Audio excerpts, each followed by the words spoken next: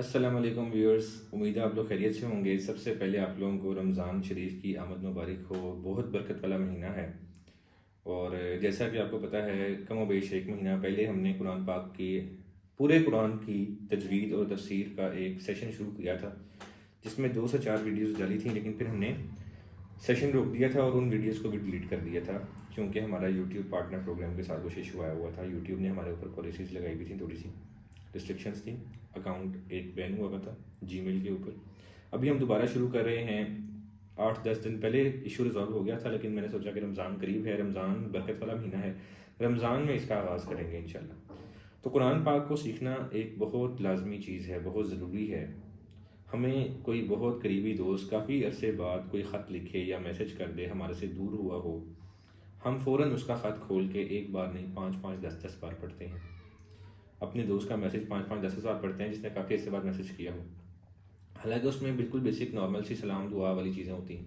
اللہ تعالیٰ نے ہمارے اوپر قرآن پاک کو نازل کیا ہے، اللہ ہمارے سے 70 ماؤں سے زیادہ پیار کرتا ہے، تاکہ ہم زندگی کیسے اچھی طرح گزار سکیں، ہمیں اللہ سے تعلق کیسے نصیب ہو سکے، ہماری زندگی اللہ کے احکامات اور نبی صلی اللہ علیہ وسلم کی سنت زندگی کے مطابق کیسے ہو سکے، اس کے لیے قرآن پاک نازل کیا ہے، اور ہم اس کو سمجھنے کی کوشش نہیں کرتے۔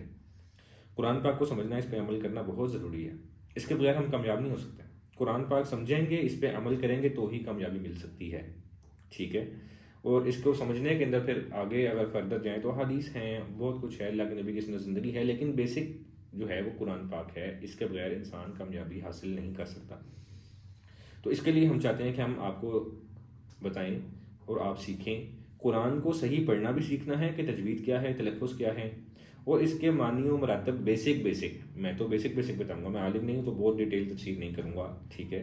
تو ہمیں بیسک قرآن کا ترجمہ بھی پتہ ہونا چاہیے تاکہ ہم اس کے اوپر عمل کر سکیں، ہمیں پتہ ہو کہ اللہ ہم سے باتیں کیا کر رہا ہے۔ ہم نماز پڑھیں، امام قرأت کر رہا ہو یا ہم خود قرأت کر رہے ہوں، تو ہمیں پتہ ہو کہ اللہ تعالیٰ ہم سے کیا کہتا ہے قرآن میں، ان آیات میں، جو آیات میں نماز میں پڑھ رہا ہوں، یا ہم روزانہ کی بیسس پہ قرآن کی تلاوت کریں تو ہمیں پتہ ہو کہ ان آیات میں اللہ ہم سے کیا کہہ رہا ہے۔ اس کے لیے بیسک تفسیر قرآن کی بھی سیکھنا پڑھنا بہت ضروری ہے۔ ڈیٹیل تفسیر پھر آگے کی چیزیں ہیں، اس میں بھی شوق رکھنا چاہیے، وہ بھی بہت ضروری ہے، وہ علماء سے جا کے سیکھیں۔ تو ہم اپنا سیشن شروع کریں گے جس میں ڈیلی بیسس پہ 2 سے 3 آیات قرآن کی ہوں گی۔ ہم نے سوچا ہے کہ ہم قرآن شروع سے شروع کریں گے، قرآن کی 2 سے 3 آیات 4 آیات ہوں گی، جس کی ہم تجوید بھی کریں گے اور تفسیر بھی کریں گے، بیسک، ٹھیک ہے؟ آسان اردو میں، جو آج کل کی اردو کے مطابق ہو، ہم سمجھ سکیں۔ جو بندہ باہر کے کسی ملک کا ہے، اس کی لینگویج ڈیفرنٹ ہے، وہ چاہے تو اس کو ٹرانسلیٹ کر سکتا ہے، کسی لینگویج میں ٹرانسلیٹر سے ٹرانسلیٹ کروا سکتا ہے، لیکن ہم چونکہ ادھر برصغیر پاکستان، انڈیا وغیرہ سے ہیں، تو ہم لوگ اس کو اردو میں کر رہے ہیں، ہماری زبان جو یہ ہم اسی میں ایزیلی کر سکتے ہیں۔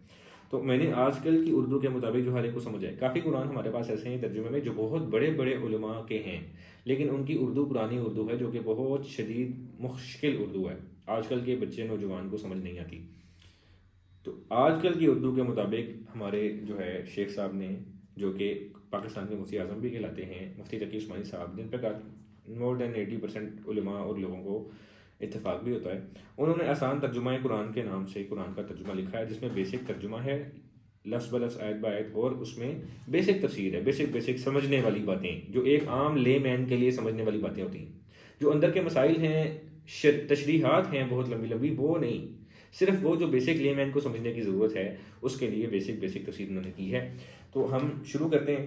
آج سورہ فاتحہ کرنی ہے، تو آج میں اس کی تجوید ساتھ نہیں کراؤں گا، آج کا لیکچر تھوڑا سا لمبا بھی ہو سکتا ہے۔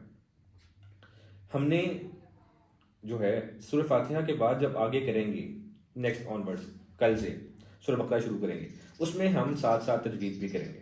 تو آئیں ہم آج شروع کرتے ہیں آج کا سیشن اپنا، سورہ فاتحہ کا تفسیر بیسک اور ترجمہ۔ تجوید اس کی ہم نے پہلے کی ہوئی ہے۔ اعوذ باللہ من الشیطان الرجیم، بسم اللہ الرحمن الرحیم۔ شروع اللہ کے نام سے جو سب پر مہربان ہے، بہت مہربان ہے۔ الحمد للہ رب العالمین، تمام تعریفیں اللہ کی ہیں جو تمام جہانوں کا پروردگار ہے۔ الرحمن الرحیم، جو سب پر مہربان ہے، بہت مہربان ہے۔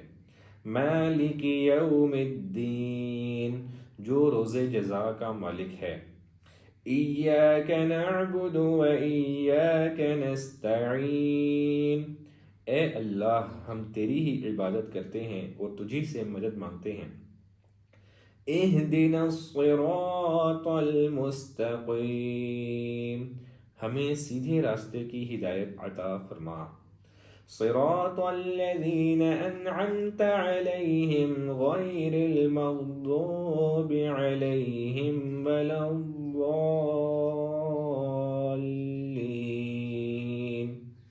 ان لوگوں کے راستے کی جن پر تو نے انعام کیا ہے، نہ کہ ان لوگوں کے راستے کی جن پر غضب نازل ہوا ہے، اور نہ ان کے راستے کی جو بھٹکے ہوئے ہیں۔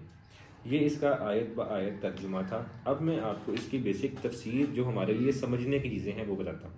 سب سے پہلی چیز جو بیان کی گئی ہے وہ ہے بسم اللہ الرحمن الرحیم میں جو آخر میں الرحمن الرحیم آتا ہے اس کے بارے میں، جو کہ سورہ فاتحہ کی دوسری آیت میں بھی ہے۔ الرحمن اور الرحیم کا فرق کیا ہے، اس کے حقیقی مطالب کیا ہیں؟ عربی کے قاعدے سے رحمان کے معنی ہیں وہ ذات جس کی رحمت بہت زیادہ وسیع ہو، یعنی اس رحمت کا فائدہ سب کو پہنچتا ہو، یہ نہیں کہ کسی مخصوص طبقے کو پہنچتا ہو، ہر بندہ، ہر چیز، ہر مخلوق اس کی رحمت کا فائدہ اٹھا سکتی ہے۔ اس کو کہتے ہیں وسیع ہونا، یعنی کہ انگلش میں ایکسٹینسو ہونا۔ رحمان میں معنی ہے اللہ تعالیٰ کی اس رحمت کے کہ اللہ تعالیٰ کی رحمت وسیع ہے، ایکسٹینسو ہے، ہر مخلوق کے لیے ہے۔ الرحیم کے معنی ہے وہ ذات جس کی رحمت بہت زیادہ ہو، یعنی انٹینسو ہو، بہت زیادہ مقدار میں ہو۔ وہ سارے لوگوں والی ہے، یہ مقدار میں زیادہ ہے، یعنی جس پر بھی ہوگی مکمل طور پہ ہوگی، یہ نہیں کہ کسی پہ تھوڑی ہے، کسی پہ زیادہ، مکمل طور پہ بہت زیادہ مقدار میں ہوگی۔ اللہ تعالیٰ کی رحمت دنیا میں سب کو پہنچتی ہے، جس سے مومن اور کافر سب فیضیاب ہو کر رزق پاتے ہیں اور دنیا کی نعمتوں سے فائدہ اٹھاتے ہیں، اور آخرت میں اگرچہ کافروں پر رحمت نہیں ہوگی لیکن جس کسی پر یعنی مومنوں پر رحمت ہوگی تو مکمل طور پر ہوگی کہ نعمتوں کے ساتھ کسی تکلیف کا کوئی شائبہ بھی نہیں ہوگا۔ رحمان اور رحیم کے معنی میں جو یہ فرق ہے اس کو ظاہر کرنے کے لیے رحمان کا ترجمہ کیا گیا ہے سب پر مہربان، اور رحیم کا ترجمہ کیا گیا ہے بہت مہربان۔ دوسرے نمبر پہ تفسیر میں شیخ صاحب نے واضح کیا بات تمام جہانوں کا پروردگار ہے، پہلی آیت سورہ فاتحہ کی۔ اگر آپ کسی عمارت کی تعریف کرتے ہیں تو در حقیقت اس عمارت کی نہیں بلکہ اس کے بنانے والے کی تعریف کرتے ہیں، لہٰذا اس کائنات میں جس کسی چیز کی بھی تعریف کی جائے گی وہ بالآخر اللہ تعالیٰ ہی کی تعریف ہے، کیونکہ وہ چیز اسی اللہ تعالیٰ کی بنائی ہوئی ہے۔ تمام جہانوں کا پروردگار کہہ کر اسی کی طرف اشارہ کیا گیا ہے کہ انسانوں کا جہان ہو یا جانوروں کا، جمادات کا جہان ہو یا نباتات کا، آسمانوں کا جہان ہو یا ستاروں، سیاروں اور فرشتوں کا، سب کی تخلیق اور پرورش اللہ تعالیٰ ہی کے حکم سے ہے، اللہ تعالیٰ ہی کا کام ہے، اور ان جہانوں میں جو کوئی چیز قابل تعریف ہے وہ اصل میں اللہ تعالیٰ کی تخلیق اور شان ربیت کی وجہ سے ہے۔ تیسرے نمبر پہ مالک یوم الدین کی تفسیر میں شیخ صاحب نے لکھا ہے روز جزا کا مطلب ہے وہ دن جب تمام بندوں کو ان کے دنیا میں کیے ہوئے اعمال کا بدلہ دیا جائے گا۔ یوں تو روز جزا سے پہلے بھی کائنات کی ہر چیز کا اصلی مالک اللہ تعالیٰ ہی ہے، لیکن یہاں خاص طور پر روز جزا کے مالک ہونے کا ذکر اس لیے کیا گیا ہے کہ دنیا میں جس طرح اللہ نے انسانوں کو بہت سی چیزوں کا مالک بنایا ہوا ہے، جیسے کار کا مالک، گھر کا مالک، مکان کا مالک، یہ ملکیت اگرچہ ناقص اور عارضی ہے لیکن ظاہری صورت کے لحاظ سے تو ملکیت ہی ہے، لیکن قیامت کے دن جب روز جزا کا سزا اور جزا کا مرحلہ آئے گا تو یہ ناقص اور عارضی ملکیتیں ختم ہو چکی ہوں گی۔ اس وقت بھی ظاہری ملکیت صرف اللہ تعالیٰ ہی کی ہوگی، اس کے سوا کسی کی نہیں ہوگی۔ اس چیز کی طرف اشارہ کیا گیا۔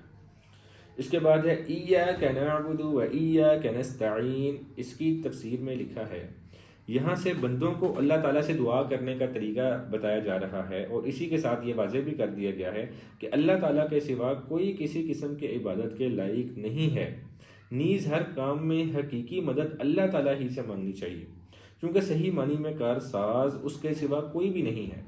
دنیا کے بہت سے کاموں میں بعض اوقات ہم کسی انسان سے مدد مانگتے ہیں تو اسے کارساز سمجھ کر نہیں مانگتے بلکہ ظاہری طور پر ایک سبب سمجھ کر مانگتے ہیں۔ اصل میں کام بنانے والی، مدد کرنے والی ذات صرف ایک اکیلے اللہ کی ہے، اس لیے بتایا جا رہا ہے کہ اللہ کے سوا مانگنے کے لائق، عبادت کے لائق کوئی بھی ذات نہیں ہے۔ اور آگے پھر اللہ تعالیٰ نے بتایا بھی ہے کہ مانگنا کیا ہے، ہدایت مانگنی ہے، سیدھا راستہ مانگنا ہے، نجات مانگنی ہے، اللہ تعالیٰ سے کامیابی مانگنی ہے، جنت مانگنی ہے۔ یہ سارا بتایا گیا ہے اہدنا الصراط المستقیم اور اس سے اگلی آیت میں۔ تو یہ سورہ فاتحہ کی بیسک تفسیر تھی جو کہ ہمارے لیے سمجھنا اور سیکھنا لازم ہے۔ جیسے رحمان اور رحیم کا فرق، تمام جہانوں کا پروردگار، روز جزا کا مالک ہونا کیوں بتایا گیا، جبکہ اللہ تو ساری دنیا کے مالک ویسے بھی ہیں، یہ کیوں بتایا گیا۔ اور اس کے علاوہ ایاک نعبد و ایاک نستعین کے اندر اللہ تعالیٰ ہی حقیقی ذات ہے، واحد ذات ہے جس سے مانگا جا سکتا ہے مدد وغیرہ، اور جو عبادت کے لائق ہے۔ تو یہاں سے سورہ فاتحہ کی تفسیر ہمارے لیے بیسک ختم ہوتی ہے۔ ویسے تو بہت وسیع ہے لیکن بیسک ہمارے لیے یہیں تک ہے، اور کل سے انشاءاللہ سورہ بقرہ کا آغاز کریں گے، 2 سے 3 آیات ڈیلی بیسس پہ کیا کریں گے، اور انشاءاللہ امید ہے 5 سے 10 منٹ لگا کریں گے۔ ویسے تو قرآن پاک کو 5 سے 10 منٹ دینا الٹا ہم ایک قسم کے ادب کے خلاف بات کر رہے ہیں کہ یہ بہت کم ٹائم ہے، دنیا کو اتنا ٹائم دیتے ہیں اور قرآن پاک کو صرف 5 سے 10 منٹ، لیکن نہیں، ہم چاہتے ہیں کہ بھئی آج کل ہم جب قرآن کی تفسیر سیکھتے ہیں، گھنٹے پونے گھنٹے کی ویڈیوز ہوتی ہیں، تو لوگوں کی موٹیویشن ہی نہیں بنتی اس طرف جانے کی، تو کتنی نوجوان عوام سیکھتی نہیں۔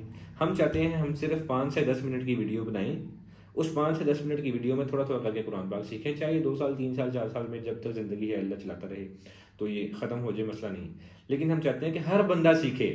ہر بندے کو سیکھنے کی طرف مائل کرنے کے لیے ہم نے اس کی ویڈیو شارٹ بنا رہے ہیں تاکہ ہر بندہ سیکھنے کے لیے اٹریکٹ ہو جائے کہ اتنی چھوٹی سی ویڈیو ڈیلی بیسس پہ میں نے دیکھنی ہے، انشاءاللہ قرآن پاک کی تفسیر ایسے سیکھ جاؤں گا، قطرہ کر کے دریا بنتا ہے۔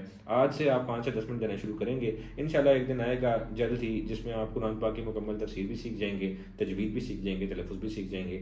تو اس لیے ڈیلی بیسس پہ 5 سے 10 منٹ ضرور نکالا کریں، اس کے لیے آپ سے بہت زیادہ گزارش ہے، آپ ہی کے فائدے کے لیے ہے، آپ ہی کی نجات اور کامیابی کے لیے ہے۔ تو آج کے لیے اتنا ہی تھا، بہت شکریہ، اللہ حافظ۔